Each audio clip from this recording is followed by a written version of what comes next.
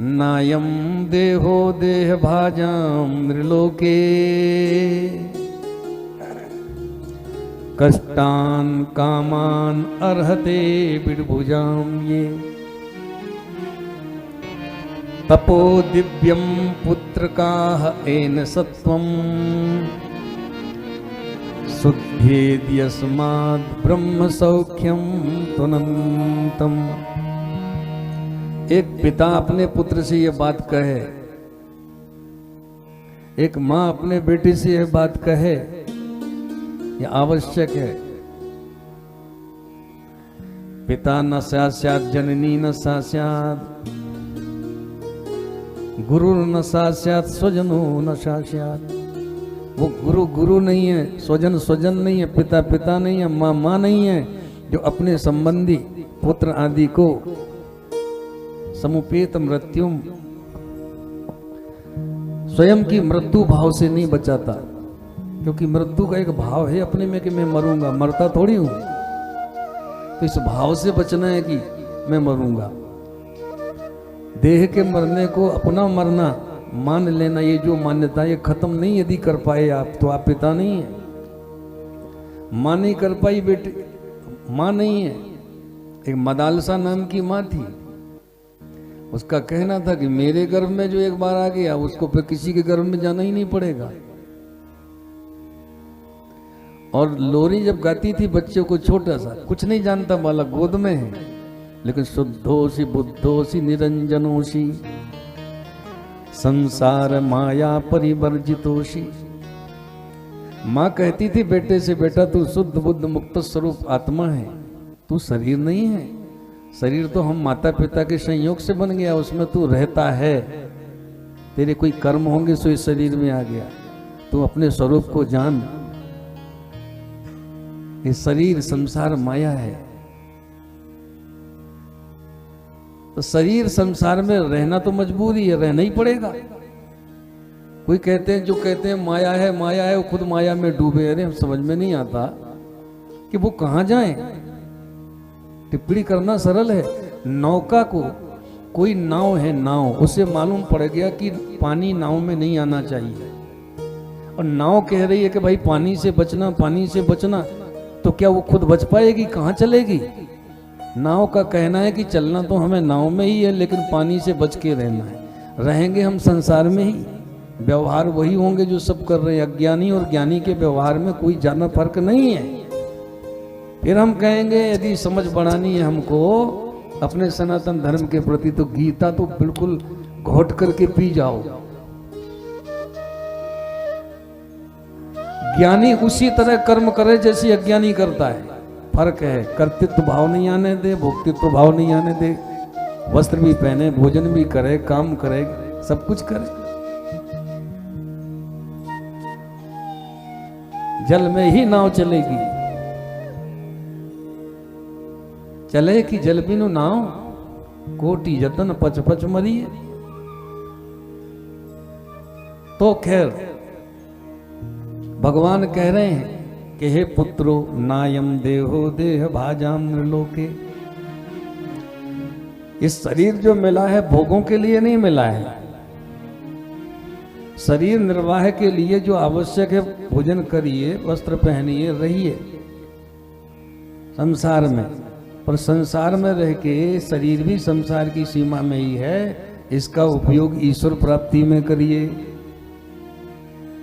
क्योंकि केवल भोगों में उलझे रह गए तो कोई बहुत बड़ी समझदारी नहीं रही। क्यों? क्योंकि ये भोग जो है ना, काम क्रोध लोभ मोह मद मत्सर, नींद सोना जागना, बच्चे जन्म देना, घोंसले बना लेना, ये तो पशु पक्षियों में तो है ही, विष्ठा के कीड़े में भी है। बिट भुज कहा यहाँ भगवान ने, बिट भुजा। विष्ठा में रहने वाले कीड़े को भी मालूम है कि बच्चे जन्म देने होते हैं, कैसे देने देते हैं, उनको संभालना है संभालते हैं, बड़ा करना है करते हैं, लड़ना है तो आपस में लड़ते भी हैं, गले लगना है तो गले लगते हैं, कहाँ से भागना है कहाँ छिपना है कैसे, हर सामान्य ज्ञान पशु भी नराणाम बराबर। इस मामले में केवल हमारे आपके दो हाथ हैं पैर की जगह, और सींग पूंछ नहीं है, बाकी और व्यवहार में कोई फर्क नहीं है, चाहे गाय भैंस पशु पक्षी का देख लो या अपना देख लो। विशेष जो ज्ञान है आत्मबोध आदि ईश्वरीय है ना, सत्ता में स्थित होना, आत्मभाव में जाना, देह भाव से हटकर। भागवत क्या है? देह भाव से हटकर आत्म भाव तक पहुंचाने की एक विधा है, व्यवस्था है। ऐसा ही तो किया परीक्षित ने, यही तो हुआ है परीक्षित के साथ। तो भगवान बोले तपो दिव्यम पुत्र का एन सत्यम तपस्या करो। तप करेंगे तो सत्व की शुद्धि होगी। सत्व माने हृदय, अंतःकरण। अंतःकरण माने मन, बुद्धि, चित्त और अहंकार। देहो हमसे हटकर आत्मा हम में स्थित होना। चित्त शुद्ध होगा तप करने से, और जब चित्त शुद्ध होता है तो ब्रह्म सौख्यम तनंतम, अनंत ब्रह्म सुख की प्राप्ति होती है। ऐसे सुंदर सुंदर उपदेश तरीके से दिए गए। और बाद में भगवान ने अपने 10 बेटों में राजपाठ बांटकर और कर्नाटक तरफ चले गए। कुटकाचल नाम का वन था, वहाँ रहने लगे। एक दिन बहुत जोर की आंधी आई, बांसों में घर्षण हुआ, बांस जलने लगे, आग प्रकट हो गई थी, उनका शरीर भी जल गया। वो तो भगवान स्वरूप थे, अपनी स्थिति में स्थित हो गए। बोलो ऋषभदेव भगवान की। भरत जी राजा बने थे, तो 5 पुत्र हैं, इतना बड़ा राजपाट है, पर मन में एक ही इच्छा है कि भजन करना है। 50 वर्ष की आयु तक मान लें, घर परिवार में रहे, उसके बाद वानप्रस्थी बन गए। सब कुछ छोड़कर, मन में इतनी ताकत है कि कुछ भी छोड़ सकता है।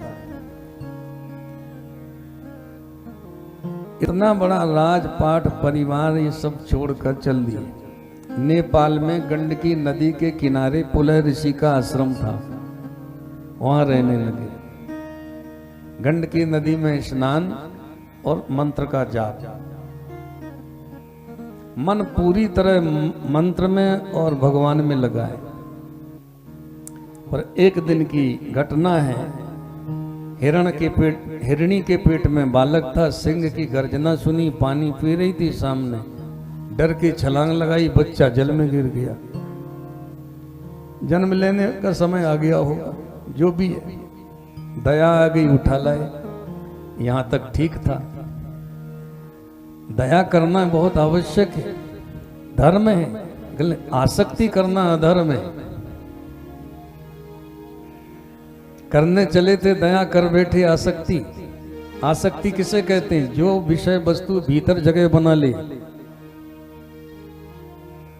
हिरण के बालक का ध्यान देते, पालन करते, बाहर बाहर, भीतर भगवान का ध्यान चिंतन, कोई दिक्कत नहीं थी। लेकिन वो बाहर वाला भीतर आ गया और भीतर वाला बाहर चला गया। बोलो श्री राम जय राम। ये आसक्ति है। कभी चिंतन किया करो कि इधर क्या चल रहा है, कहाँ उलझे, कितने नाम, कितने रूप आ रहे हैं, जा रहे हैं, आ रहे हैं, जा रहे हैं। भगवान आ रहे हैं कि नहीं जा रहे हैं? आ रहे हैं। तो वो जो चिंतन है ना, चिंतन हिरण के बालक का चिंतन, और मरते समय भी वही याद आया। अब बोलो, भगवान श्री कृष्ण की वाणी तो झूठ हो नहीं सकती, जिनकी आप पूजा सेवा करते हो। और उपनिषद की वाणी भी झूठ नहीं हो सकती, और उपनिषद का ही सार गीता है। तो उपनिषद में लिखा है, देहावसान समये चित्ते यद यद विभावयेत तत्तदेव भवे जीवा एतावत् जन्म कारणम। देहावसान के समय आप जो चिंतन कर रहे होते हैं, वैसा ही आपको अगले जन्म में सब कुछ मिलता है।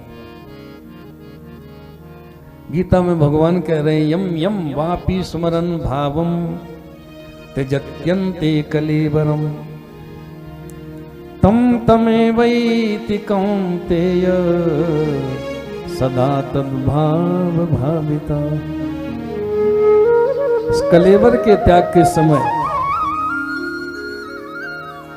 देह त्याग के समय आपके मन में जो चिंतन है, भगवान कृष्ण कह रहे हैं, आपको वैसा ही शरीर वही मिले। अब हिरण का चिंतन करते मरे, इसलिए अगले जन्म में हिरण का शरीर मिल गया। तो चिंतन सुधारना है। अंते या मति सा गति।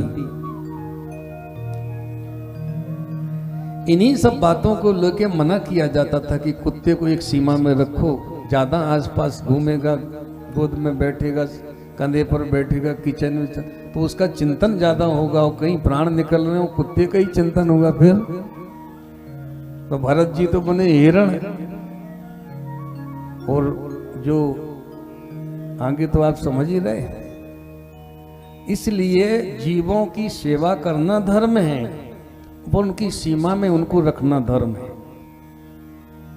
कहां तक?